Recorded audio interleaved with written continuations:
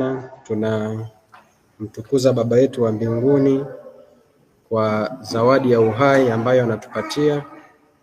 Ametulinda, ametupatia afya njema. Kwa hivyo tuna kila sababu ya kumshukuru Baba yetu wa wapi? Wa mbinguni.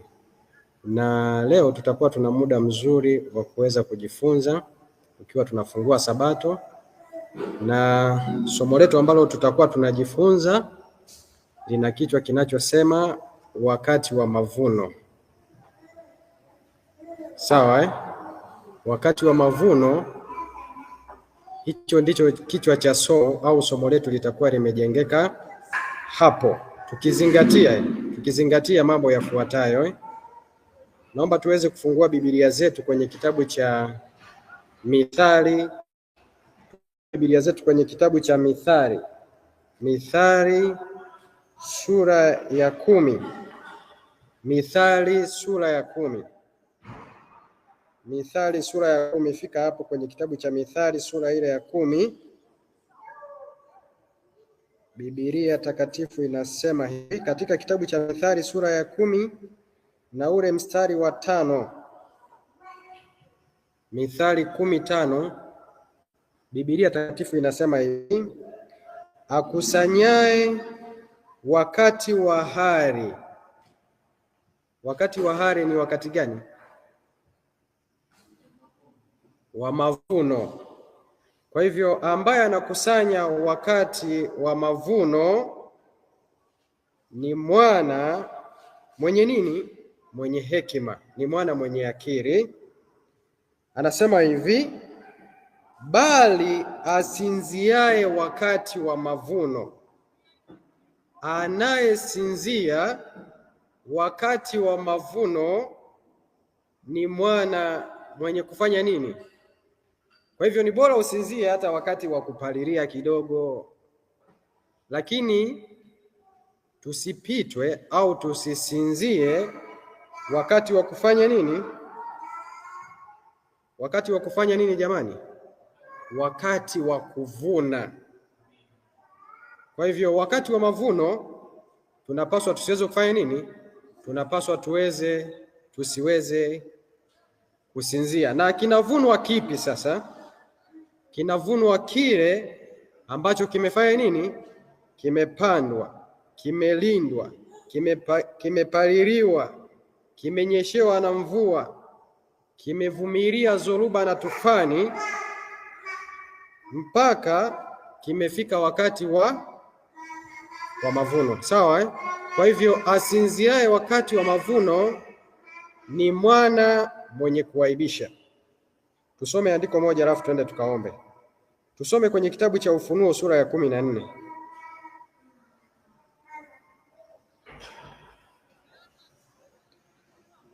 Ufunuo sura ile ni ya 14 na ule mstari ni wa 14.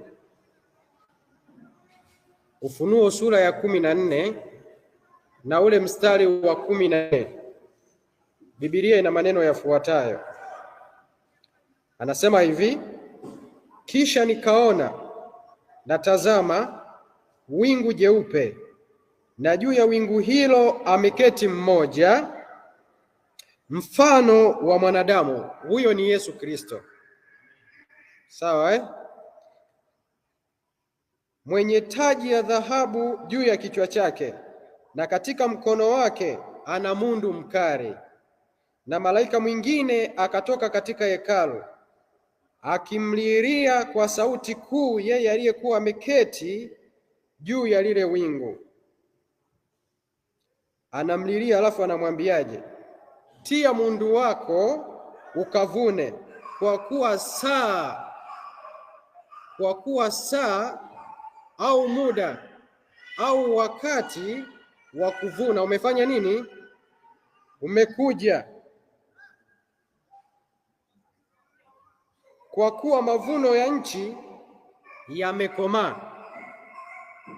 Sawa jamani Kwa hivyo muda wa mavuno ni wakati wa kupanda. Muda wa mavuno ni wakati wa kupalilia. Ni wakati upi? Wakati mazao yamefanya nini? yameshakomaa. Hapo ndipo kuna muda wa nini? Wa mavuno. Kwa hivyo hilo ndilo somo ambalo tutakalokuwa tunajifunza jioni hii ya leo. Hilo ndilo somo ambalo tutakuwa tunajifunza. Zingatia sasa vitu vifuatavyo. Kwenye kitabu cha Mathayo sura ile ya 13, kabla tujakwenda kuomba, humu tutakuja kupitia baada ya kuomba. Kwenye kitabu cha Mathayo sura ile ni ya 13 na ule mstari ni wa 34.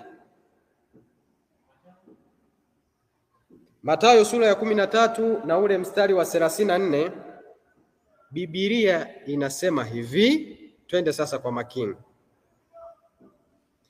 Mathayo 13 na ule mstari wa 34, Biblia inasema hivi: hayo yote Yesu aliwaambia makutano kwa kutumia kitu gani?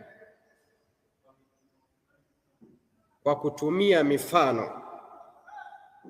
Wala pasipo mfano hakuwaambia neno. Kwa hivyo tutatumia mifano ambayo Yesu ameitumia kwenye Biblia. Sawa Na mfano wa kwanza Yesu kutoa kwenye Biblia ulikuwa unaitwaje? Mpanzi, si ndio Mfano wa kwanza ni ule mfano wa nini? Wa mpanzi. Sasa kidogo kwenye huo mfano wa mpanzi kuna kitu fulani hivi. Kwenye huo mfano wa mpanzi, wanafunzi wa Yesu, takubaliana na mimi hili jambo. Yesu alipokuwa ametoa ule mfano wa mpanzi,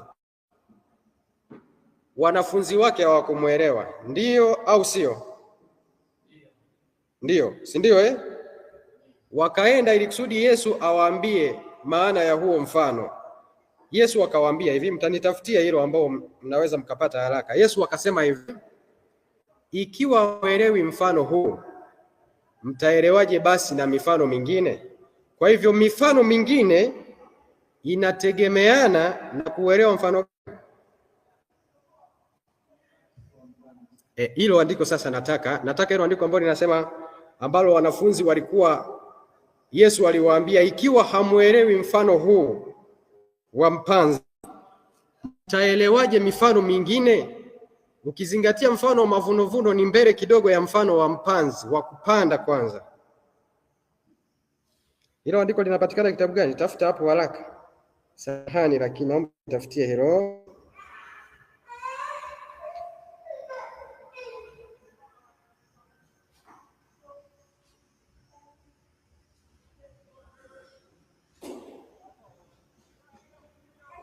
Ikiwa hamwezi kufahamu mfano huu, mtawezaje kufahamu na mifano mingine? Kwa hivyo mingine inategemeana na kuelewa mfano wa nini?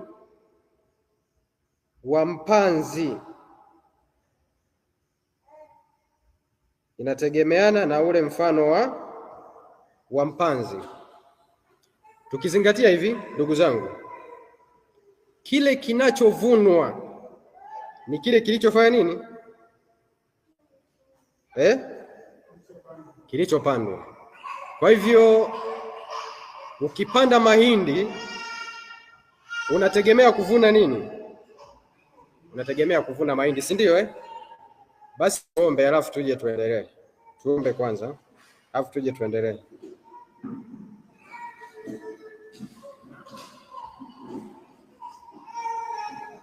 Tuombe. Tunakushukuru Baba yetu wa mbinguni, Baba wa Bwana wetu Yesu Kristo, mfalme wa amani na unayetupenda sana. Wakati huu watoto wako tumekusanyika mbele zako, tunakuomba uweze kutufundisha iliyokuwa kweli yako. Tunakurudishia sifa na utukufu na heshima na shukrani kwa sababu wewe unastahili. Lakini pia tunakushukuru kwa kuendelea kutudumisha katika shindano hili na huyu mwovu na yule ibilisi shetani. Tusaidie daima tuweze kukaza macho yetu kwa jemedari wetu mkuu Yesu Kristo, aliye Alfa na Omega wa imani yetu. Tufungue fahamu zetu tuweze kuelewa maandiko. Peke yetu hatuwezi, bali tunakuomba mwangaza unaotoka mbinguni uweze kutumulikia sisi. Ndivyo tunavyokuomba tukiamini katika wewe, hakuna kinachoshindikana. Kwa jina la thamani la mwanao Yesu Kristo tukiomba na msamaha wa dhambi, Tunaomba na kuamini. Amina. Amina. Amina. Basi twende kwenye kitabu cha Mathayo sura ile ya 13. Mathayo sura ile ni ya 13. Mathayo sura ile ni ya 13. Na ule mstari wake tunaanza nao na ule mstari wa 4. Mathayo 13 na ule mstari tuanze nao wa 3. Kumbuka somo letu linahusu wakati wa nini? Wa mavuno, sawa eh? Sawa jamani? Mathayo sura ya 13.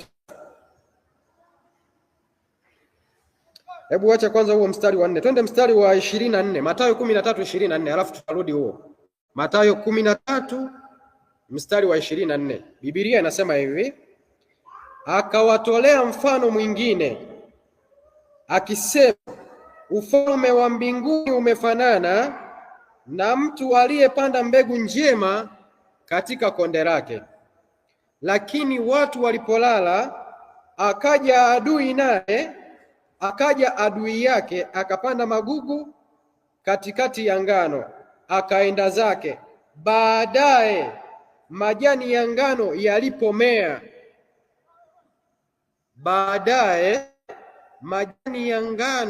yalipofanya nini? Yalipomea na kuzaa, yakaonekana na magugu.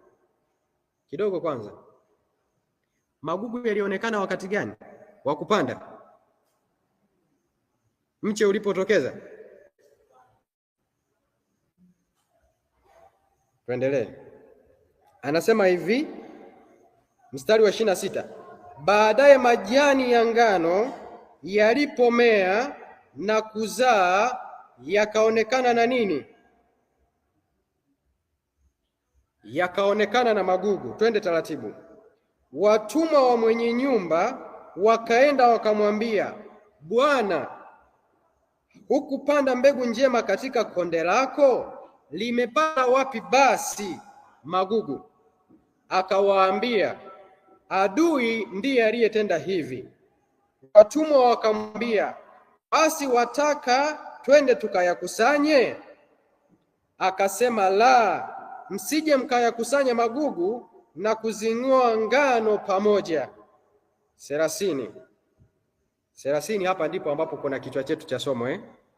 Anasema hivi, viacheni vyote vikue. Viacheni vyote vikue hata wakati wa mavuno.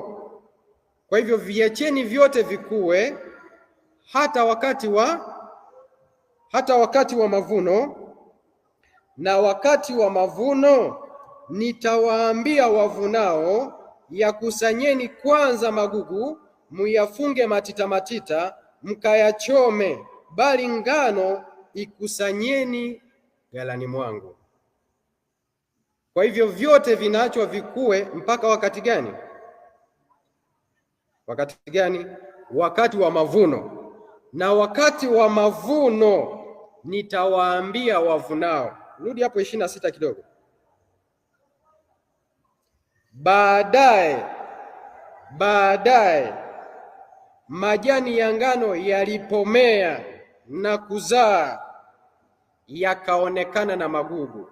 Magugu yanaonekana wakati wa kuzaa. Ngano ikisha komaa ndio wakati wa mavuno, sawa eh? Marko sura ya 4. Marko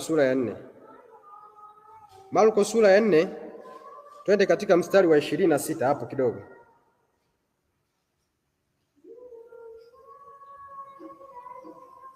Marko 4:26. Biblia ina maneno yafuatayo. Twende taratibu Tunataka tuanze kuona namna ya huu mti unavyotembea mpaka wakati wa kuvunwa. Sawa Hatuvunagi wakati wa parizi, si ndio? Na swali la msingi lipo hapa, tunavuna kile ambacho tumekipanda, si ndio si ndio ndugu zangu eh? Tunavuna kile ambacho tumefanya nini. Lakini pia kuna swali la msingi, ni kitu gani ambacho kinahitajika kwenye mmea ili kusudi uweze kuota, kukua mpaka kwenda kuzaa na kukomaza mazao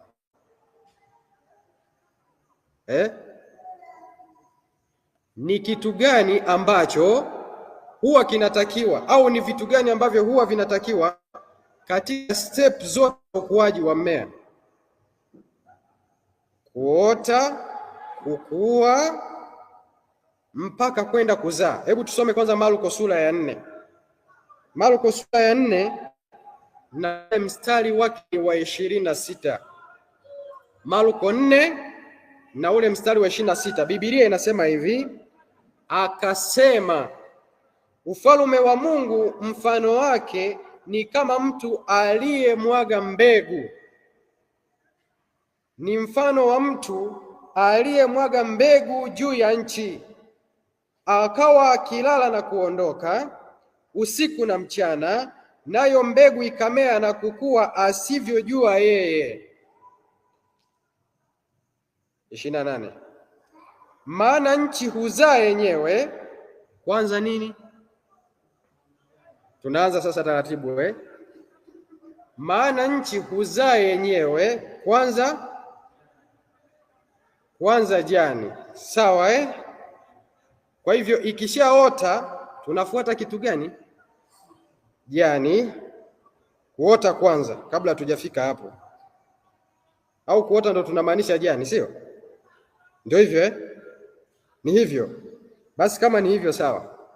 Anasema hivi, maana nchi huzaa yenyewe kwanza jani. Na katika makuzi yote ya mmea, kila hatua ina umuhimu wa kuangaliwa. Hatua ya kuota, ikiwa inakuwa, ikiwa inazaa, kila mahali, hatua zote tunapaswa kuwa nini? Waangalifu, si ndio Maana isipoota utavuna isipoota mbegu utavuna? Hauwezi ukavuna, si ndio Anasema sasa hivi, maana nchi huzaa yenyewe kwanza jani, tena nini? Suke, kisha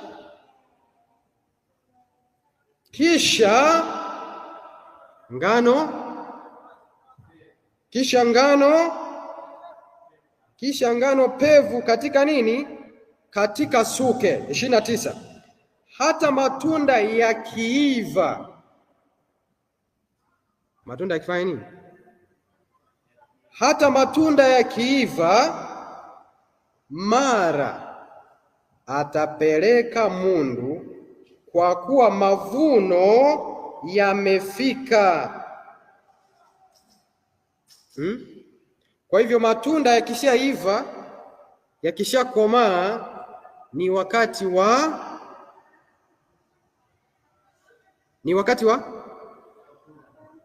wa kilichopandwa ni nini sasa?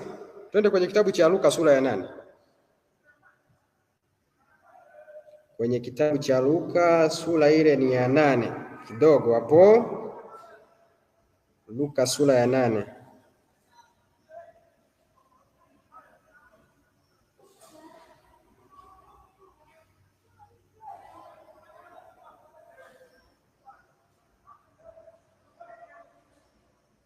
Kwenye Luka sura ya 8 hapo ukisoma utaweza kuona ule mfano wa mpanzi pia Lakini nilichokuwa nakitafuta zaidi, naomba niweze kukirudia tena. Yesu alisema hivi, ikiwa mmeshindwa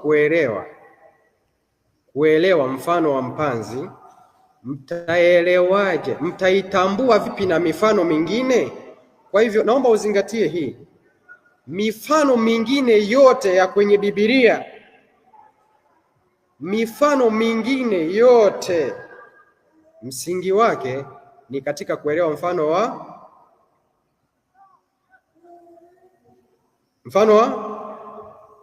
wa nini? Wa mpanzi. Sawa ndugu zangu Na sasa kwenye kuvuna kinavunwa kile ambacho kimepandwa, kinavunwa kile ambacho. Na uangalizi katika mmea unapaswa kuwa katika kila hatua ya kupandwa. Luka sura ya 8, Luka sura ya 8 na ule mstari wa 5. Kuna kitu hapa, twende sasa. Luka 8:5, Biblia inasema hivi: mpanzi alitoka kupanda mbegu za mwenzake. Atoka kupanda mbegu za mwenzake, mbegu zake. Kwa hivyo kile ambacho napaswa mimi kupanda ni mbegu za nani? Za Kristo. Huyo si ndo mpanzi Kwa hivyo mpanzi alitoka kwenda kupanda mbegu zake. Kwa hivyo ziliota sehemu tofauti tofauti. Rudi sasa kwenye kitabu cha Mathayo. Hii nilikuwa nataka kwa ajili, mpanzi alitoka kupanda mbegu zake mwenyewe.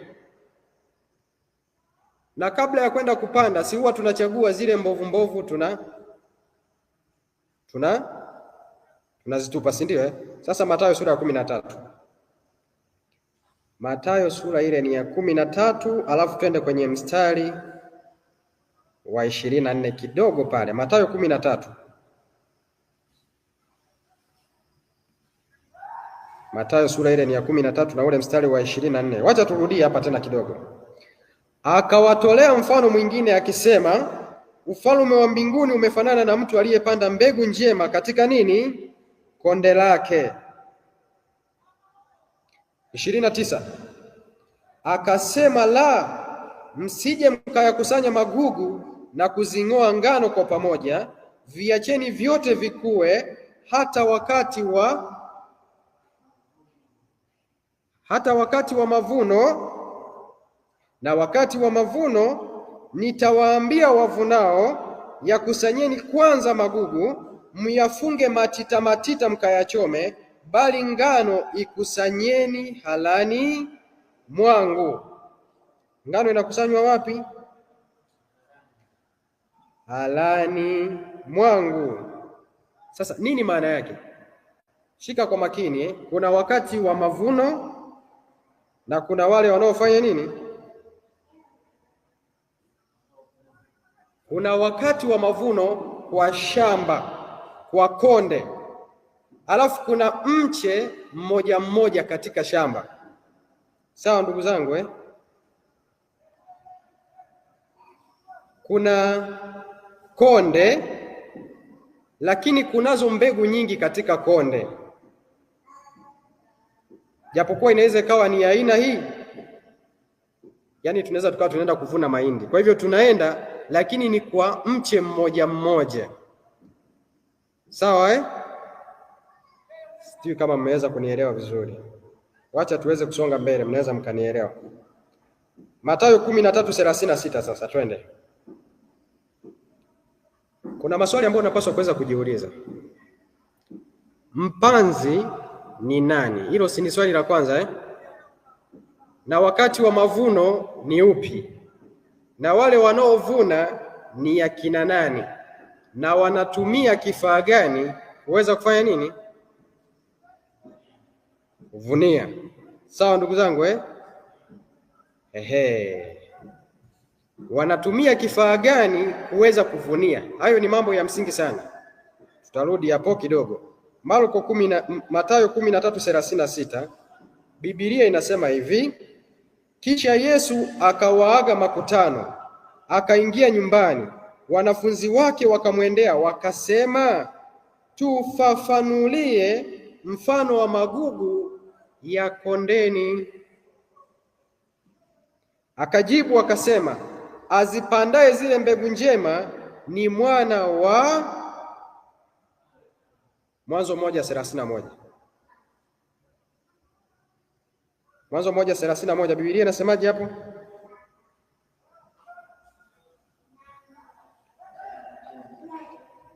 Mwanzo 1:31, Biblia inasema hivi. Mwanzo 1:31 anasema hivi: Mungu akaona kila kitu alichofanya, na tazama, ni chema sana. Kwa hivyo yule aliyopanda zile mbegu njema ni nani? Lakini ulipotokea mzubao tu, Hawa na Adamu waliposikiliza, miba zikaanza kutokea. Tuko pamoja eh? Tuko pamoja ndugu zangu eh? Aliyepanda zile mbegu njema, by the way, miba siyo kazi ya Mungu, tunafahamu eh? Matatizo, misiba, ajali siyo kazi ya nani? Kwa hivyo azipandaye zile mbegu njema ni nani huyo? Ni mwana wa Adamu. Lile konde ni ulimwengu, lile konde ni ulimwengu. Kwa maana jinsi hii Mungu aliupenda nini? Hata akamtoa mwanaye, ili kila amwaminie. Lakini kidogo kwanza hapa, kidogo hapa. Kwa maana jinsi hii Mungu aliupenda nini? Ulimwengu. Kwa hivyo lile konde ni nini? Lakini maana nyingine ya lile konde ni watu wake, kanisa. Sawa eh?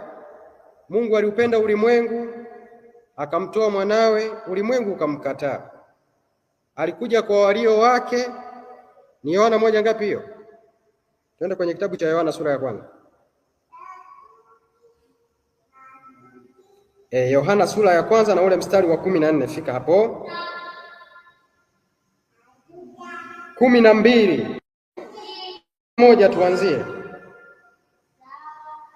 Yohana 1:11 anasema hivi, alikuja kwake wala walio wake hawakufanya nini? Hawakumpokea. Bali wale wote waliompokea aliwapa uwezo wa kufanyika watoto wa Mungu, ndio wale waliaminio jina lake. Kwa hivyo konde tunalichukulia kwa maana mbili. Maana ya kwanza ni ulimwengu mzima, lakini maana ya pili ni kanisa. Tuendelee sasa kwenye kitabu cha Mathayo sura ile ya 13:38. Lile konde ni ulimwengu, zile mbegu njema, zile nini? Zile mbegu njema ni wana wa ufalme. Na unajua wana wa ufalme huwaga wana matatizo eh? Tunajua kama wana wa ufalme huwaga na matatizo. Wana wa ufalme si ndio sisi eh? Sasa sisi pia huwa tuna matatizo. Wacha kidogo hapo nitakuonyesha matatizo yetu. Lile konde ni ulimwengu, zile mbegu njema ni wana wa ufalme, na yale magugu ni wana wa yule muovu. Wacha tuone kwanza matatizo ambayo wanayo wana wa ufalme. Hebu kwanza tuanze kwenye kitabu cha Luka sura ile ni ya 15. Luka 15 na ule mstari ni wa 8. Luka 15:8.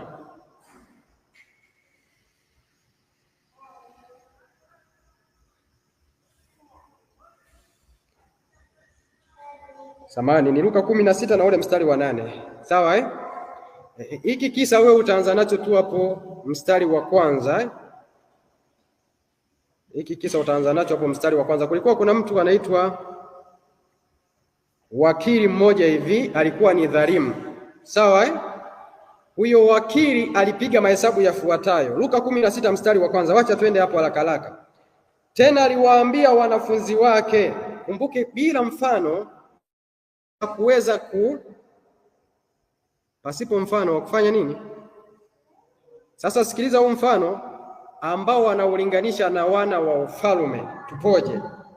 Luka 16 na ule mstari wa kwanza, fika hapo. Anasema hivi, tena aliwaambia wanafunzi wake, palikuwa na mtu mmoja tajiri aliyekuwa na wakili wake. Yaani siku hizi unajua, hata siku hizi unakuta bosi lakini kuna yule anaitwa manager. Huyo sasa wakili wa huyo bosi anasema huyu alishtakiwa kwake kuwa anatapanya mali zake, anazitumia vibaya. Lafu bosi sasa akamuita akamwambia, ni habari gani hii ninayoisikia juu yako? Toa hesabu ya uwakili wako, kwa kuwa huwezi kuwa wakili tena. Manager anaitwa na bosi, anaambiwa sasa, bwana naomba uweze kunipatia feedback yote, kwa sababu kazi unaenda kufanya nini, unaenda kuacha. Sasa msikilize huyu mtu alivyopiga hesabu za mbali. Sikiliza, anasema hivi, yule wakili akasema moyoni mwake, akaanza sasa kufikiria moyoni mwake, anasema hivi, nifanyaje? Maana bwana wangu ananiondolea uwakili, ananiondolea kazi. Kulima siwezi, kuomba naona haya, nimezoea kukaa kwenye kiti cha kuzunguka na miwani mieusi. Kulima siwe, kuomba naona haya.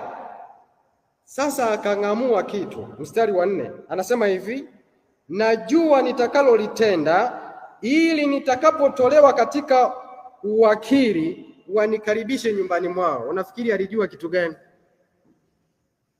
Akasema aha, sasa nimeshajua, sinafukuzwa okay. Kulima siwezi, kuomba pia naona aibu, kwa sababu mimi nilikuwa nipo kwenye ofisi nzuri na sasa nafukuzwa. Sasa nimeshajua ni kitu gani nitakachokifanya. Alijua vitu gani? Hivi hapa. Haya ndiyo mahesabu ya haraka aliyoyajua.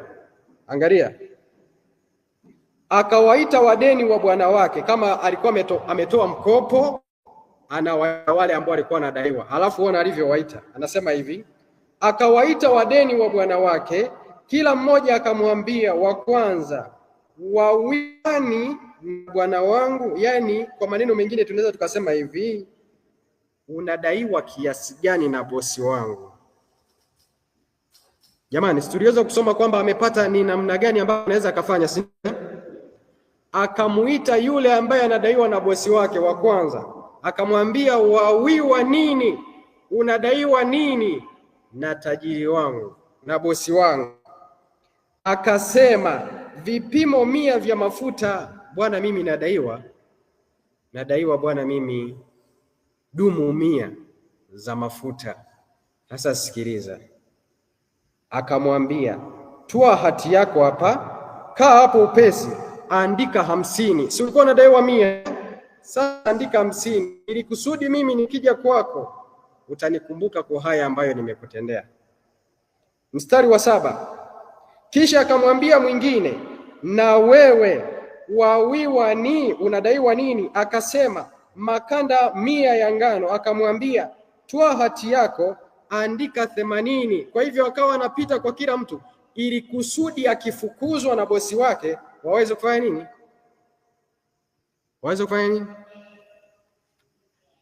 Waweze kumkaribisha. Jamani, sawa Haya, shika mstari wa 8 huo wa 8. Hayo ni maneno ya Yesu mwenyewe. Sikiliza Yesu anachokisema. Yesu anasema hivi, yule bwana boss akamsifu wakili dhalimu kwa vile alivyotenda kwa busara, bila yeye mwenyewe kujua. Sawa Jamani, sio kwamba Yesu ametoa mfano kuonyesha na sisi tuweze kufanya mambo ya udhalimu, lakini kuna kitu fulani anataka kutuonesha hapo. Sikiliza sasa. Yule bwana akamsifu wakili dhalimu kwa vile alivyotenda kwa busara, kwa kuwa nini? Sisi si ni wana wa ufalme, si ndio Asikia, anasema hivi, kwa kuwa wana wa ulimwengu huu. Wana wa wapi? Kwa kuwa wana wa ulimwengu huu katika kizazi chao wenyewe huwa na busara kuliko wana wa nuru, wana wa ufalme. Kwa hivyo wana wa ulimwengu tu wenyewe katika mambo yao tu wenyewe huwaga wana busara, sometime hata sisi wanatuzidi. Kwani mimi niwaulize swali, mahesabu wana wa ulimwengu huwaga wanafunga saa ngapi? Asubuhi. Mahesabu ya biashara jioni Kwa nini na sisi tusio tunafunga mahesabu ya biashara kuangalia kama siku hii nimetoka kwa Mungu au nipo kwa Mungu?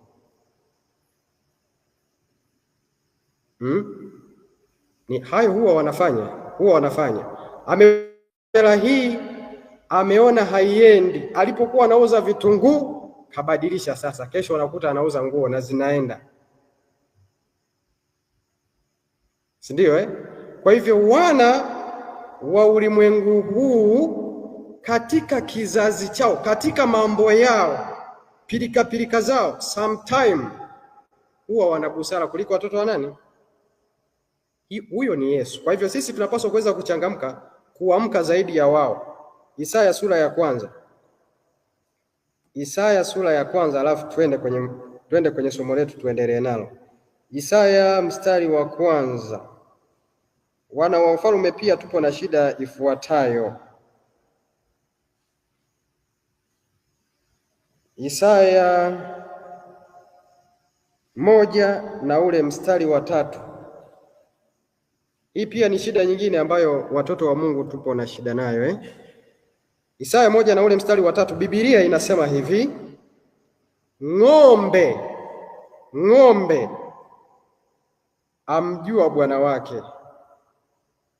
Ng'ombe anamjua bwana wake, na punda hata akipotea unaona anarudigi tu, si ndio jamani eh? Kwa wale wafugaji wanajua.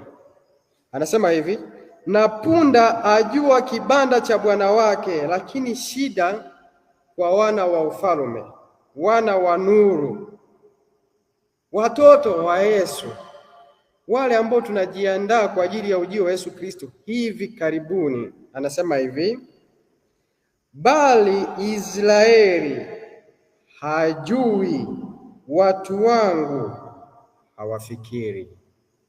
Hawajui, na sio tu hata kujua, lakini hatukae tukafanya nini? Tukatafakari. Sasa twende, mavuno ni wakati gani?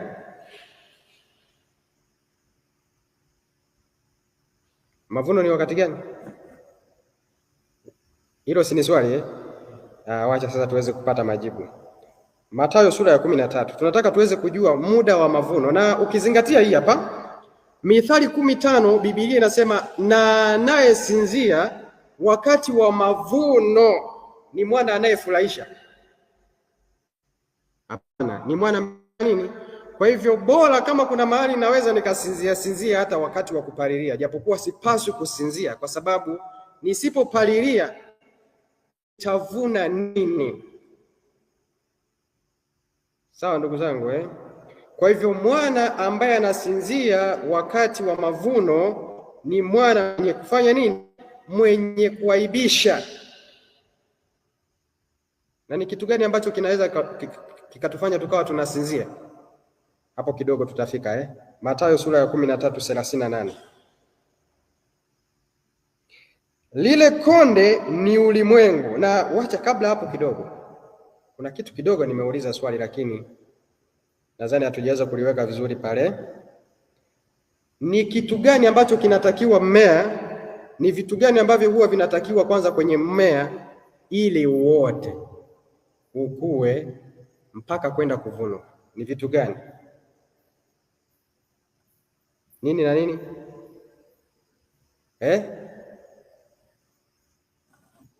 mvua, maji pamoja na jua, mwanga, si ndio Vitu hivyo vishike sana, tutatembea navyo, sawa Kwa hivyo mvua, maji, yani mvua ndiyo maji, si ndio na jua ndivyo vitu vya muhimu sana katika ukuaji na uendelezwaji, katika kuota, ukuaji na hadi kwenda kuzaa na kukomaa. Kwa nini? Kwa mmea. Sawa ndugu zangu Haya, subiri sasa.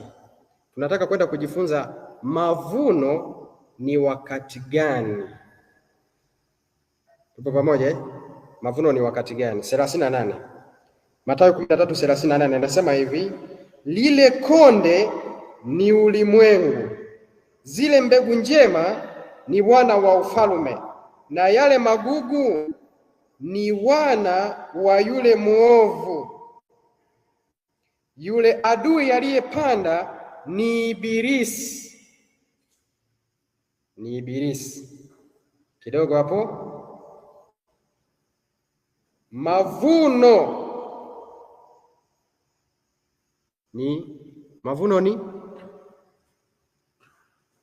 Mavuno ni mwisho wa dunia, na wale wavunao ni.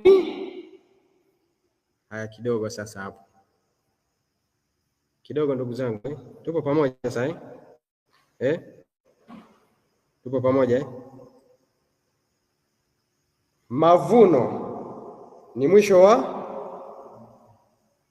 wa dunia, si ndio? 40 hapo kidogo anasema hivi: basi kama vile magugu yakusanyavyo na kuchomwa motoni, ndivyo itakavyokuwa katika mwisho wa dunia. Mwana wa Adamu awatuma malaika zake, nao watayakusanya kutoka katika ufalume wake machukizo yote na hao watendao maasi, na kuyatupa katika tanuru ya moto, ndiko kutakako kuwako kilio na kusaga meno. Rudi hapo kidogo.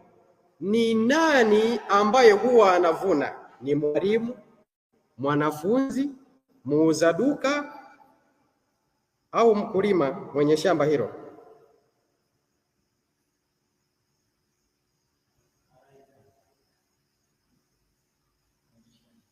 Mwenye shamba. Kwa hivyo kwenye kuvuna haendi seremala, sawa haendi mshona nguo Subiri kidogo, wacha nirudie tena swali. Ni nani ambaye anaona sasa? Hebu rudia mstari.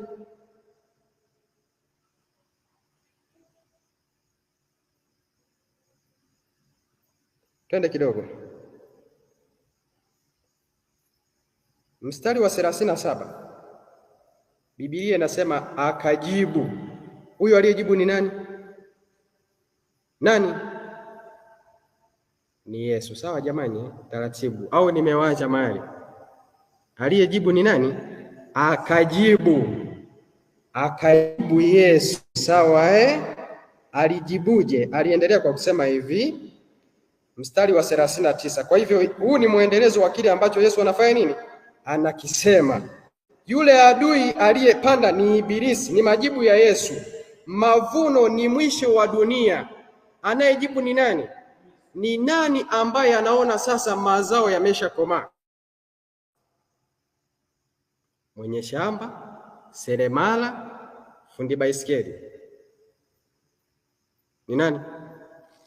Kwa hivyo yamkini anaweza asiende kuvuna yeye, ila yeye ndo anakuwa ameshaona kwamba mazao yamefanya nini? Yamekomaa. Sawa ndugu zangu Ndiye ambaye anatuma watu waende wakafanya nini? Wakavune. Sasa rudi hapa. Mavuno ni wakati gani?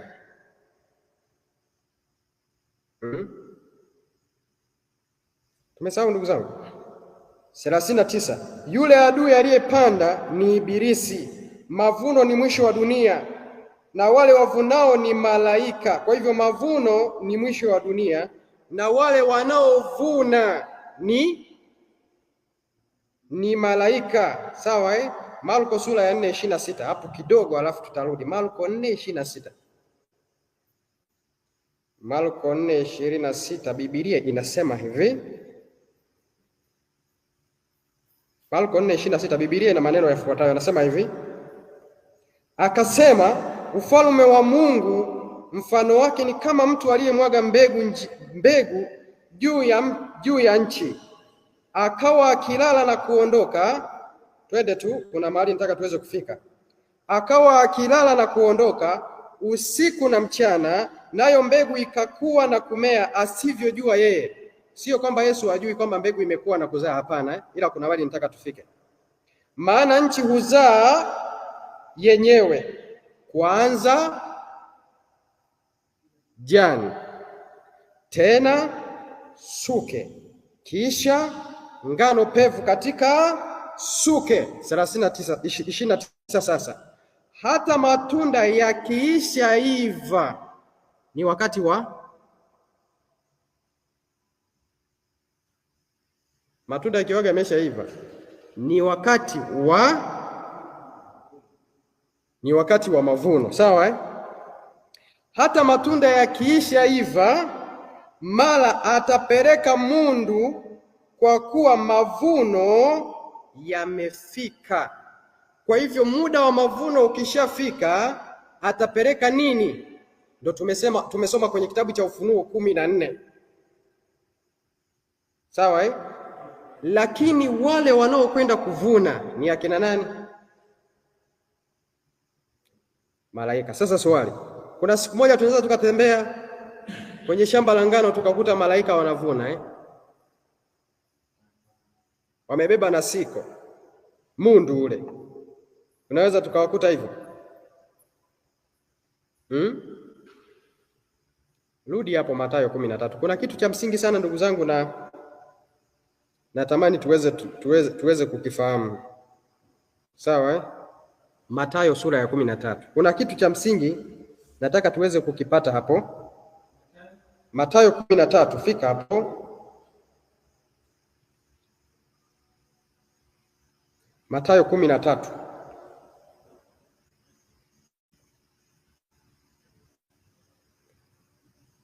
Thelathini na tisa. Yule adui aliyepanda ni nani? Ni Ibilisi. Mavuno ni mwisho wa dunia. Sasa as general kwa ujumla, au tunaweza tukatumia neno gani? Wacha tuende na hii point kwanza. Mwisho wa dunia ulianza lini? Twende kwanza na hilo swali as general, maana ndio kipindi cha mavuno si ndio Lakini kuna kuvunwa kwa mche mmoja mmoja. Tuko pamoja ndugu zangu Danieli sura ya 11.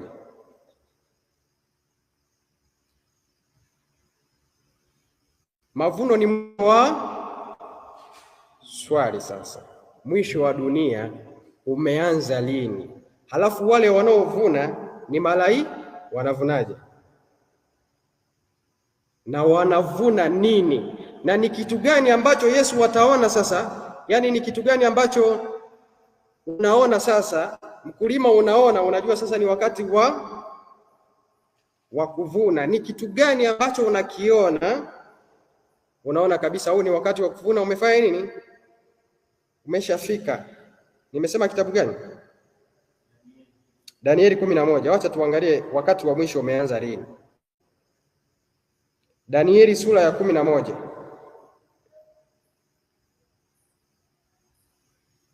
Danieli sura ya 11, tufike kwenye ule mstari wake ni wa 40. Danieli 11 na ule mstari wa 40.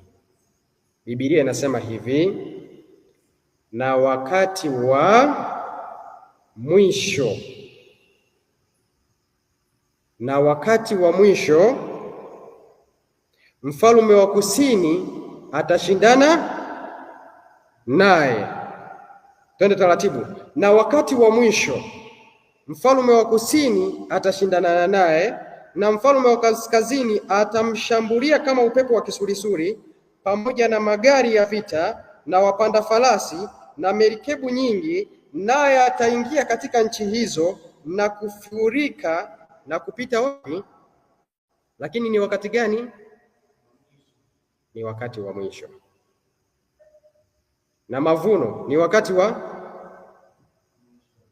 sasa wakati wa mwisho umeanza lini? Bila shaka pia kuna kile ambacho malaika wanatumia kwa ajili ya kuvunia. Bila shaka hicho kitaiburiwa wakati wa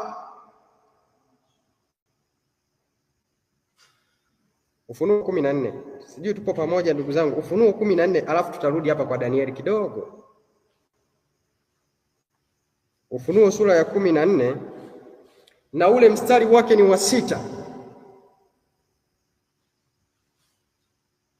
Kisha nikaona malaika mwingine akiruka katikati ya mbingu, mwenye injili ya milele, awahubirio hao wakao juu ya nchi na kila taifa na lugha na jamaa, akasema kwa sauti kuu, mcheni Mungu na kumtukuza, kwa maana saa ya hukumu yake imefanya.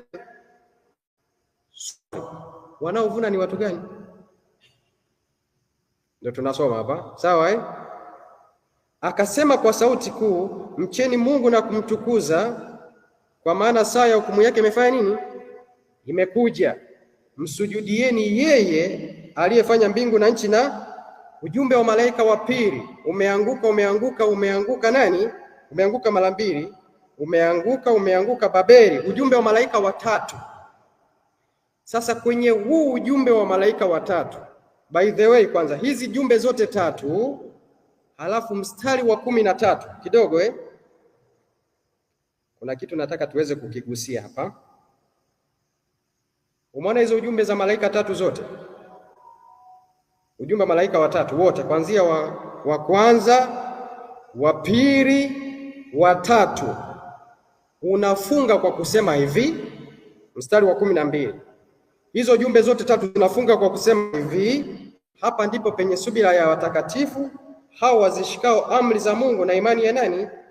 Halafu mstari wa 13 sasa, mstari wa 13 unasema hivi, nikasikia sauti kutoka mbinguni ikisema, andika, heri wafu wafao tangu sasa. Tangu kwenye huo ujumbe, sawa eh? Andika, heri wafu wafao tangu sasa, wakiwa waaminifu kwenye huo ujumbe. Sasa hapo ndipo ambapo tutakuja. Unajua tutakuja kwa nini nimesoma hapa? Tutakuja kwenye kuvunwa kwa mtu binafsi, kwa mche mmoja. Tuombe kidogo alafu tuendelee. Tuombe, tupige magoti tuombe.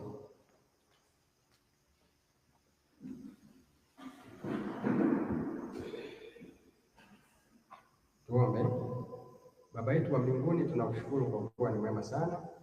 Watoto wako tunapoendelea na majifunzo haya, Mfalme, tunakuomba usituache, tupiganie na kutulinda daima. Shetani ibilisi asije akapata nafasi, bali fungua fahamu zetu tuweze kuelewa wakati ambao tupo na ujumbe wako wa wakati huu. Tusaidie Baba kuweza kuamka, tusisinzie. Ujumbe huu tuweze kuufahamu na kuuelewa. Kwa jina la mwanao Yesu Kristo tunaomba kwa unyenyekevu. Amina.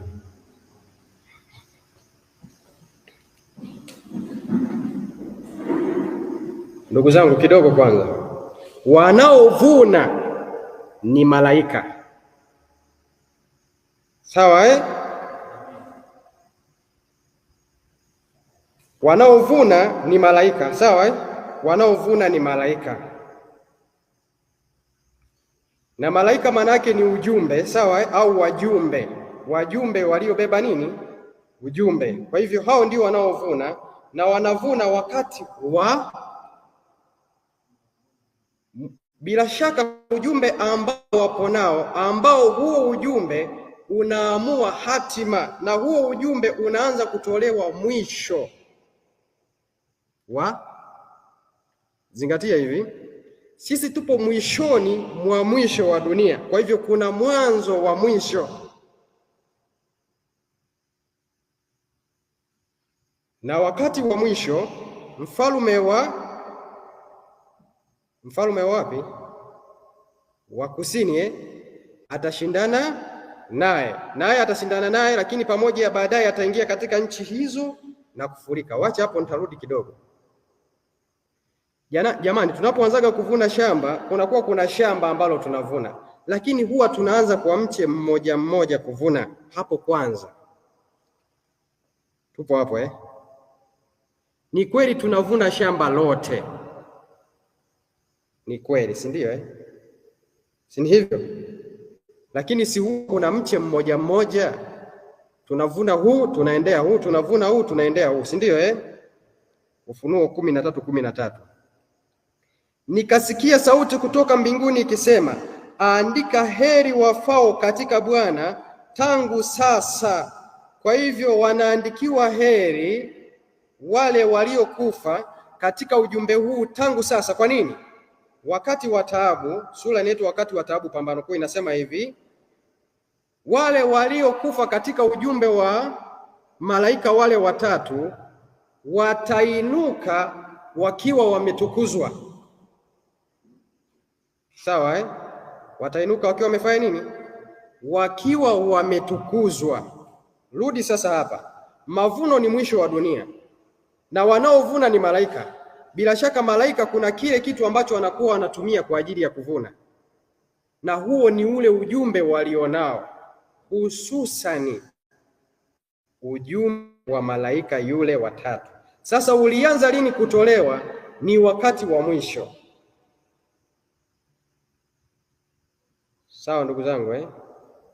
Sasa wakati wa mwisho ulianza lini? Mfalme wa kusini akati anashindana na mfalme wa kaskazini, au kipindi ambacho mfalme wa kusini alitia jeraha mfalme wa kaskazini.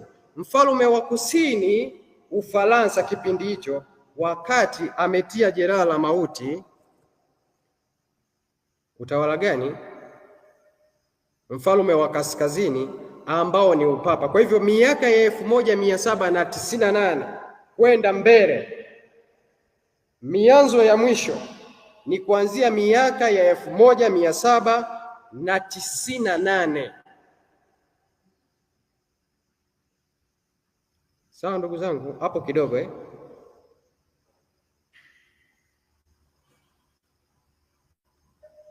Kwa hivyo mianzo ya mwisho na wakati wa mwisho, mfalme wa kusini Ufaransa atafanya nini?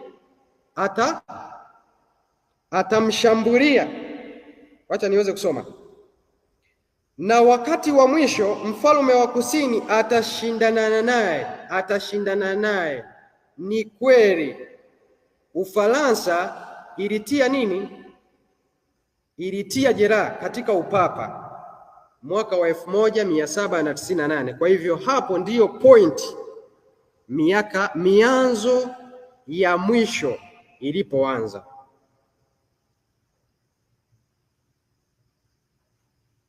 Sasa Kiswahili kizuri sijui naweza nikasemaje sasa hivi, tupo mwishoni mwa mwisho.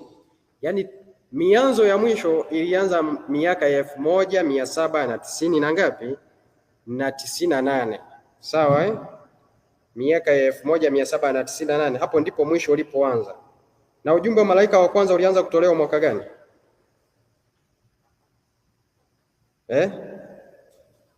Mwaka gani?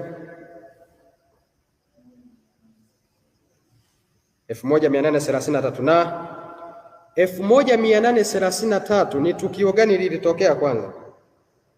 Hebu twende kwenye kitabu cha Mathayo sura yake ni ya 24 na ule mstari wake ni wa 29. Mathayo sura ya 24. Mathayo sura ya 24 na ule mstari wake ni wa 29. Biblia ina maneno yafuatayo, anasema hivi: lakini mara baada ya dhiki ya siku zile jua litatiwa giza. Lakini mara baada ya dhiki ile jua litafanya nini? Jua litatiwa giza. Ile dhiki ilikuwa ni ya muda gani? Miaka 1260, sawa? Kwa hivyo mara baada ya dhiki ile jua lazima litiwe nini? Tukiwa tunafahamu hivi mateso yalifupishwa. Kwa hivyo karne nyuma, hilo somo sasa tutakuja kujifunza wakati mwingine, mateso hayo, lakini ujue mateso yalifupishwa. Kwa hivyo kama mwisho wake ni miaka 1798, toa miaka 25 kurudi nyuma, hiyo ni pambano kuu. Sawa Sasa huo muda hatuna sasa hivi. Wacha twende mstari wa 29. Anasema hivi, Mathayo 24:29, lakini mara baada ya dhiki ya siku zile jua litatiwa giza. Jua lilitiwa giza mwaka gani? Mwaka 1780, si ndio Si ndio jamani? Huo ndio mwaka exactly. Na mwezi inafuata hapa, na mwezi hautatoa mwanga wake. Ni mwaka huo huo jamani. Kwani chanzo cha mwanga ni nini? Chanzo cha mwanga ni nini? Chanzo cha mwanga ni nini? Swali lile darasani, what is the source of light? Sun, si ndio? Chanzo cha mwanga sinijua na mwezi huo unachukua mwanga kutoka kwenye nini? Kwa hivyo kile ambacho mwezi huo unakitoa ni kile ambacho umekichukua kutoka kwenye nini? Kwa hivyo siku hiyo usiku mwezi haukuweza kutoa mwanga. Alafu tukio linaendelea, na nguvu za mbinguni na nyota zitaanguka mbinguni. Na chanzo cha mwanga kweli ni jua, na chanzo cha nuru ni Yesu Kristo. Sawa Kwa hivyo ukweli wowote ule utakaposemwa mahali popote pale, mwanzo wake au huo ukweli ni wa Yesu. Watakase kweli, neno lako ndio. Kwa hivyo haijalishi amesema nani, lakini ikiwa ni kweli, ni maneno ya nani hayo? Ya Yesu Kristo. Na nyota zitaanguka mbinguni. Sasa mwaka ambao nyota zilianguka mbinguni ni mwaka ya 1830 na ngapi? Na 33. Kwa hivyo miaka hiyo around hapo ndio ulianza kutolewa ujumbe wa malaika wa kwanza, na umeandikwa katika kitabu cha Ufunuo sura ya 10. Baadaye ujumbe wa malaika wa pili, lakini baadaye ujumbe wa malaika wa tatu. Sasa nataka niweze kusoma kwenye kitabu kinaitwa Maandiko ya Awali. Maandiko ya Awali ukurasa wa 119. Kidogo tu hapo. Maandiko ya Awali ukurasa wa 119. Kama unaweza ukaandika andika, kama unaweza ukafika hapo, fika haraka tuweze kusoma wote kwa pamoja. Maandiko ya Awali ukurasa wa 119. 117. Sikiliza. Sijajua kwa Kiingereza lakini ni sura ya 27. Sura ya 27, paragrafu ya mwisho ya hiyo sura. Sura ya 27, paragrafu ya mwisho. Uaminifu katika mikutano ya kijamii. Anasema hivi, sikiliza. Anasema hivi, Ellen White anasema hivi: kisha nikamuona malaika yule wangapi? Malaika wangapi? Kisha nikamuona malaika yule watatu. Malaika aliyekuwa akiniongoza alisema, kazi yake ni ya kuogofya, utume wake ni wa kufanya nini? Ni wa kutisha. Kwa nini? Ni malaika anayechagua ngano kutoka katika magugu na kuweka muhuri na kufunga ngano. Hapa kidogo kuna kitu hapa nataka tuweze kukisema. Malaika watatu ndiye anayetia nini? Na kukusanya ngano. Kwa hivyo kitendo kile cha uvunaji wa ngano, kwa maneno mengine, ndiyo nini? Kutiwa muhuri. Tuko pamoja Tuko pamoja ndugu zangu? Wacha tuendelee hapa kidogo. Anasema hivi, ni malaika anayechagua ngano kutoka katika magugu. Anasema ni malaika anayechagua ngano kutoka katika magugu na kuweka muhuri na kufunga ngano kwa ajili ya ghala la mbinguni. Mambo haya yanapasa kushughulisha akili zote na usikivu wote. Kidogo hapa kuna pointi tusije tukaiacha Kwa hivyo ni malaika, ule ujumbe wa malaika watatu ndio ambao mimi kwa kuupokea kwangu ninaandaliwa kwa ajili ya kufaa kwa ajili ya ghala la wapi? La mbinguni. Lakini ni kitu gani ambacho sasa kinakusanya magugu? Sawa Hebu twende kwenye kitabu cha Isaya sura ya 8 mstari wa 9, twende nao hadi wa 13. Isaya sura ya 8. Isaya sura ni ya 8.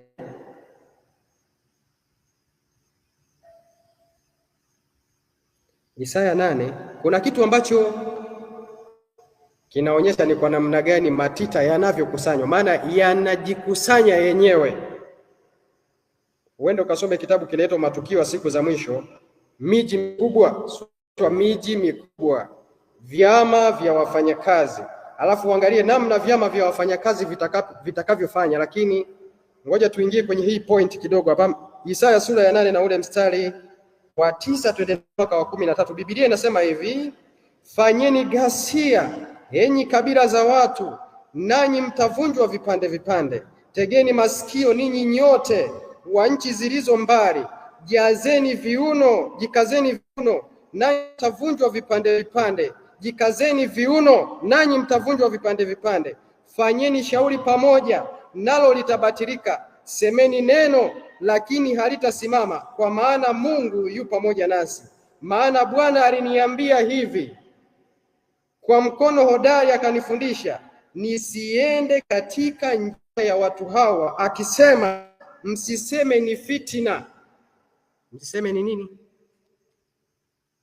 Msiseme ni nini? Ni fitina. Katika habari za mambo yote ambayo watu hawa watasema ni fitina, msihofu kwa hofu yao, wala msiogope Bwana wa majeshi mtakaye mtakasa, na awe yeye hofu yenu, na awe yeye utisho wenu. Kuna mambo mawili tu ambayo matita yanakusanywa kwao. Sawa eh? Jambo la kwanza, jambo la ngapi? La kwanza. Sawa eh? Biblia inasema mseme nini? Fitna, wakati sio nini? Halafu msiwe na hofu. Kwa hivyo kupitia mambo mawili, fitna na hofu. Na kama kuna kitu ambacho shetani anaweza akapanda ni hofu. Wacha kidogo nitakuja kwenye fitna Kama ambavyo unafahamu vyama vya wafanyakazi vinavyofanya sasa hivi, bila kitu fulani, yani ili kusudi uweze kupata kitu fulani, inapaswa muweze kuwa mmejiunga mahali fulani. Hofu, fitna au uzushi au uongo. Kwa hivyo kwenye kukubali uongo, hebu tusome kitabu kinaitwa Jumbe Zilizochaguliwa, kile cha pili, ukurasa wa 122, paragrafu ya 3. Sasa kwa ajili ya muda utaenda kusoma hapo kitabu cha Jumbe Zilizochaguliwa, kile cha pili, ukurasa wa 122, paragrafu ya 2 na ya 3. Soma hapo utaenda kusoma namna gani hivi vitu vinavyoelezewa kwa undani na kwa undani zaidi. Lakini sasa hivi nataka tuweze kusoma kitabu gani sasa hivi? Wacha tusisome. Wacha tupige hivi hatua kwa ajili ya muda kwenda sana. Ni nani ambaye anaweza akaamua sasa ni muda wa mavuno, ni watume watumwa wangu waende wakavune? Ni nani huyo? Mwenye shamba. Na mwenye shamba ni nani? Ni Yesu. Sasa ni kitu gani ambacho Yesu na tunaovunwa sisi hiyo pointi tusije tukasahau. Sawa Ni kitu gani ambacho kinapaswa kuweza kuvunwa kwangu? Matunda. Si ndio Kwa hivyo kuna matunda, Wagalatia sura ya 5. Kuna matunda Yesu Kristo anasubiri. Tusome kwanza kwenye kitabu kinaitwa Vielelezo. Yesu anasubiri kwa muda mrefu sana. Kwenye kitabu kinaitwa Vielelezo vya mafundisho ya Kristo, kuna mfano mmoja unaitwa magugu. Hapa kidogo kuna kitu nataka niweze kukifikia hapa. Naomba ni sura gani ambayo inasema kwanza jani tena suke? Ni sura ya ngapi hiyo? Ni sura ya 3. Hii sura ya 3 hapo. Sura ya 3 ukurasa wa 45. Sura ya 3 ukurasa wa 45. Usisahau Marko 4:26 hadi 29. Tumesoma vitu vifuatavyo na kukumbusha. Marko 4:29 unaonyesha nchi inazaa kwanza nini? Nchi inazaa kwanza nini? Jani, suke. Inaanza nini kwanza? Jani. Inaanza nini? Alafu ngano pevu katika 29. Fika hapo. Naomba tuweze kusoma Marko 4:29 ili kusudi tuweze kwenda vizuri Marko 4:29. Fika hapo. Marko 4:29. Biblia inasema hivi. Marko 4 na ule mstari ni wa 29. Biblia na maneno yafuatayo, sikiliza. Hata matunda yakiiva, na wacha tusifike hapo. Matunda yakiiva. Kwa hivyo matunda yakiiva, mimi naletewa kifaa kweli kudhihirisha kweli kama napaswa kuweza kufanya nini, na ni kifaa gani sasa? Ni ujumbe wa malaika wangapi? Sawa ndugu zangu, mambo hayo yanapaswa kuweza kushughulisha nini? Akili yote, sawa Marko 4:29 anasema hivi, hata matunda yakiiva, mara atapeleka mundu. Ataota matunda yameiva au ataona? Nauliza swali. Mwenye shamba anaota, anaambiwa, au anajua sasa hivi ni matunda yameshakomaa kwa sababu anayaona? Kwa sababu anayaona, si ndio? Haya, sikiliza sasa. Kwenye kitabu kinaitwa Vielelezo vya Mafundisho ya Kristo, ukurasa ni wa 45. Hiki cha Kiswahili, sijajua cha Kiingereza ni ukurasa wangapi. Anasema hivi, hata matunda yakiiva, ni paragrafu ya pili kutoka mwisho. Vielelezo vya Mafundisho ya Kristo. Anasema hata matunda yakiiva, mara aupeleka mundu, kwa kuwa mavuno yamefika. Haya, sikiliza sasa hapa kidogo. Ni kitu gani, ni ishara gani ambayo mkulima anaiona shambani na kujua ya kwamba matunda yamefanya nini? Yameiva. Ni kitu gani? Ni kitu hiki hapa, sikia. Hata matunda yakiiva, ni kitu gani sasa? Sikiliza. Kristo anasubiri kwa shauku kuu kuweza kudhihirishwa katika kanisa lake. Anasubiria Yesu kuweza kudhihirishwa katika nini? Kanisa lake, katika watu wake. Hapo tabia ya Kristo itakapoonyeshwa wazi katika watu wake, ndipo atakapokuja kuwadai kama wake mwenyewe. Kwa hivyo Yesu Kristo anasubiria kitu gani? Mimi niweze kuonyesha tabia yake. Hapo ndipo ambapo atasema sasa, huyu mwanangu anafaa kuvunwa kwa ajili ya ghala la wapi? Anafaa kutiwa muhuri kwa ajili ya ghala la wapi? La mbinguni. Rudi sasa hapa kidogo, tukiwa tunaelekea mwishoni. Huo ni uvunaji wa jumla, lakini wacha tuende wa mtu mmoja mmoja, maana mavuno ni mwisho wa dunia. Lakini mimi pia binafsi napaswa niweze kufanya nini? Napaswa niweze kuvunwa. Kwa hivyo kinachosubiriwa kwangu na Kristo ni matunda yale ya haki. Kwa hivyo Kristo anasubiria tabia yake iweze kufanya nini? Kuonyeshwa. Maana yake hicho ndicho kilichopandwa, kikakuzwa, kikamea, sasa kinazaa matunda. Matunda gani sasa? Ni Wagalatia 5:22. Hayo matunda utayasoma, lakini rudi hapa Zaburi 90 mstari wa 12, tukiwa tunaelekea mwishoni. Zaburi 90 na ule mstari wa 12 kidogo, Zaburi 90 na ule mstari wa 12.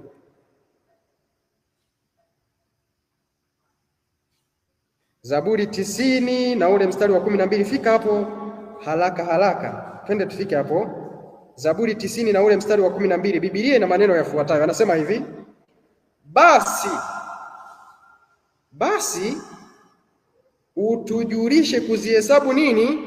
Siku zetu, tujipatie moyo wa hekima. Unajua kwa nini nimesoma hili fungu? Biblia inasema basi utujulishe kuzihesabu siku zetu. Kwa hivyo kuna kuvunwa kwangu mimi kama mtu mmoja kwanza, Bado hujanielewa vizuri. Twende kwenye mfano unaitwa magugu kwenye kitabu cha vielelezo vya mafundisho ya Kristo. Fika kwenye ukurasa wa sura inaitwa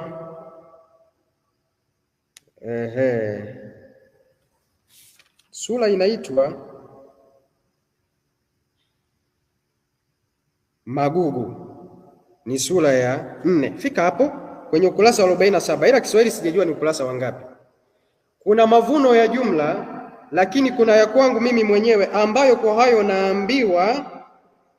Daudi anaomba, anasema utujalie kuzihesabu nini?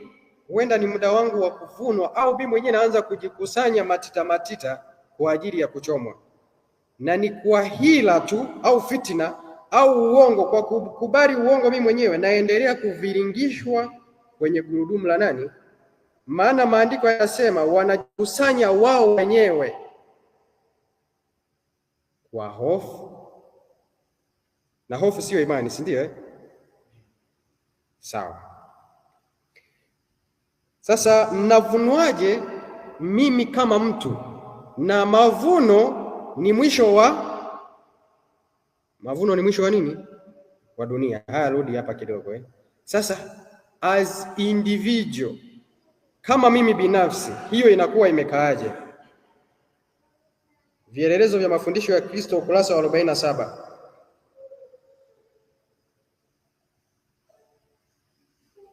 Ehe.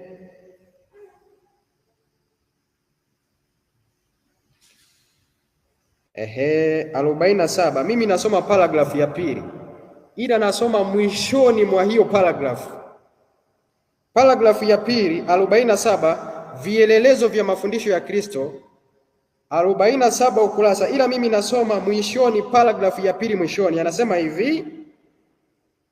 Anasema hivi, magugu na ngano hayana budi kukua pamoja hadi siku ya mavuno. Hadi siku ya nini? Sikiliza kwa makini. Nayo mavuno, na hii sio kwa ajili ya general, hii ni kwa mtu binafsi. Sawa Hii ni ya kwangu na ya kwako na ya wale ambao tunasikiliza, kwa mtu mmoja. Anasema hivi, magugu na ngano hayana budi kukua pamoja hadi siku ya mavuno. Nayo mavuno, kule tuliona mwisho wa dunia, si ndio Sikia hapa, anasema hivi, nayo mavuno ni mwisho wa muda wa majaribio. Kwa Kiingereza ametumia probability. Nini tunasemaje? Mlango wa rehema unaitwaje kwa Kiingereza? Probation time. Sawa Kwa hivyo ule muda ambao mimi nimepewa, mwisho wa huo muda ndio mwisho wangu, unaamua hatima yangu. Tupo pamoja ndugu zangu Kiswahili sasa nasoma. Anasema magugu na ngano hayana budi kukua pamoja hadi siku ya mavuno, nayo mavuno ni mwisho wa muda wa majaribio. Umefungua ya Kiingereza? Probation Okay. Kwa hivyo probation time, end of probation time ndio mavuno. Kiswahili, muda wa mavuno kwa mtu mmoja.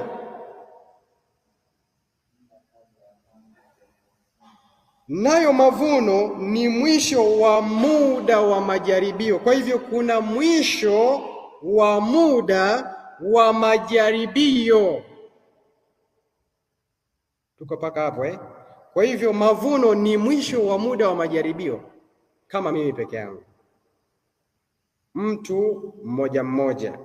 Ndio maana Biblia katika Zaburi 90:12 anasema, basi utujulishe kuzihesabu siku zetu, tujipatie moyo wa hekima. Kwa hivyo napaswa kuweza kufahamu kwamba muda nilionao ndiyo ambao unaweza ukaamua hatima yangu iweje, aidha kwa ajili ya kuvunwa kwa ajili ya ghala la mbinguni, au najiandaa mimi mwenyewe, najikusanya matita matita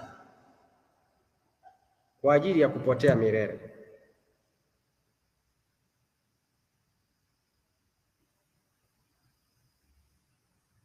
Sawa ndugu zangu, hayo mahesabu lazima niwe nayo wapi? Na ukisoma kwenye kitabu hiki cha vielelezo vya mafundisho ya Kristo kinasema hivi, watu tunapaswa kuweza kuchunga muda kama kazi yetu ya kila siku. Kwa hivyo mavuno ni mwisho wa dunia, lakini ule muda ambao mimi nimepewa wa kuishi ndio ambao utakaoamua hatima yangu, aidha kwa ajili ya kuvunwa kwa ghala la mbinguni au kwa ajili ya kupotea milele. As general, kwa pamoja tunafahamu kwamba kutangazwa kwa sheria Jumapili kuna kufuatiwa kufungwa sanamu ya mnyama, inafuatiwa kufungwa kwa mlango wa nini, lakini kwa mtu mmoja, kwa mtu mmoja. Naomba tuende kwenye kitabu cha Yakobo tukiwa tunaelekea mwishoni. Yakobo sura ya kwanza. Yakobo sura ya kwanza. Yakobo sura ya kwanza mstari wa 12. Yakobo sura ya kwanza mstari wa 12, lakini mimi naona tafsiri yake nzuri ni ile ya Kiingereza. Kuna kitu fulani nataka niweze kukisoma hapo. Yakobo 1:12, Biblia inasema hivi: heheri mtu yule astahimilie majaribu, kwa sababu akiisha shinda, akiisha kukubaliwa, atapokea taji ya uzima. Sasa hapo neno la Kiswahili ambapo linasema, kwa maneno mengine kwanza, kabla sijatoa hiyo maana, ni hivi: majaribu yanapaswa nifanye nini? Usisahau kuvunwa kwangu unategemea na muda ambao nilikuwa nimepewa wa nini? Wa majaribio. Kwa hivyo heri mtu yule astahimilie majaribu. Kiingereza kinasema ni mtu yule ambaye anaendure, anashinda majaribu, kwa sababu nikishinda majaribu nitatiwa muhuri,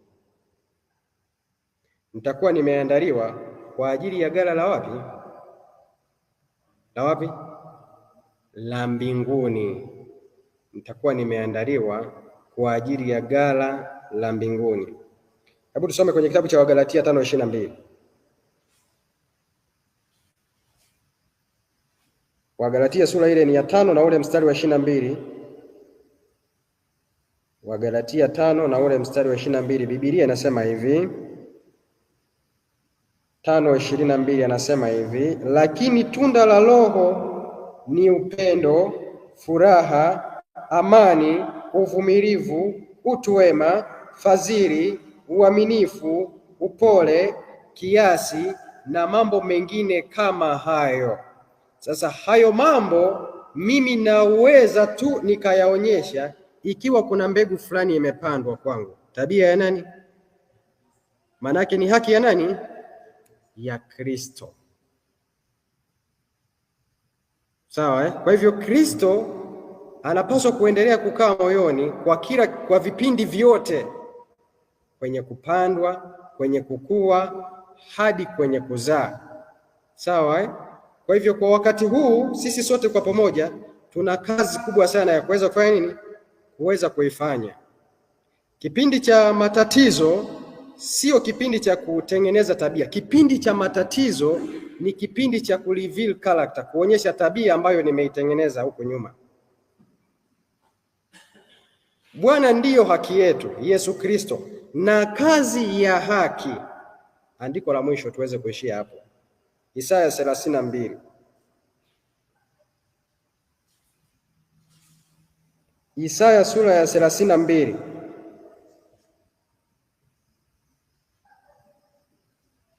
Isaya 32 na ule mstari wa 17. Hili ndilo andiko la mwisho takaloishia nalo hapo, Isaya 32 na mstari wa 17. Sikiliza jamani, tunapaswa kuweza kumvaa nani moyoni mwetu? Yesu Kristo, si ndio? Na mbegu kabla ya kuota lazima ife kwenye udongo, si ndio? Lazima ioze. Kwa hivyo kuna mambo ambayo mimi nilikuwa naenda nayo mbio, ni ya kidunia, lazima yafe kwanza chini, sawa niweze kuibuka katika utu mpya kwa kumwangalia mwana wa nani? Wa Mungu. Isaya 32:17, na kazi ya haki itakuwa amani, na mazao ya haki yatakuwa ni tulivu na matumaini daima. Mungu atusaidie sana. Tunapaswa kuweza kufahamu tupo katika kipindi muhimu sana cha historia ya dunia hii.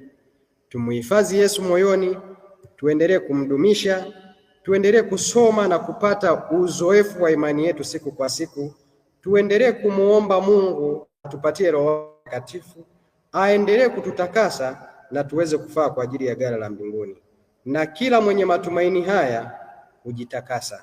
Basi Mungu atubariki sana, na Mungu abariki neno hili kwa jina la mwanawe Yesu Kristo. Amina. Basi tuombe.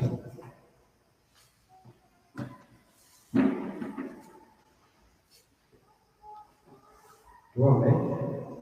Tunakushukuru Baba yetu wa mbinguni, Baba wa Bwana wetu Yesu Kristo.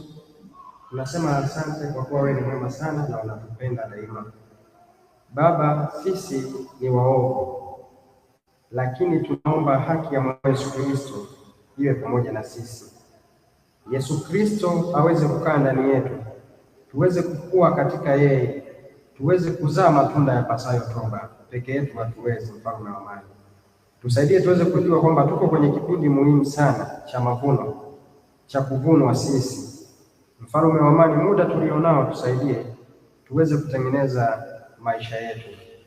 Kuna mambo ambayo yanataka kufa, tunakuomba uweze kuyahuisha, yaweze kupatana na mapenzi yako.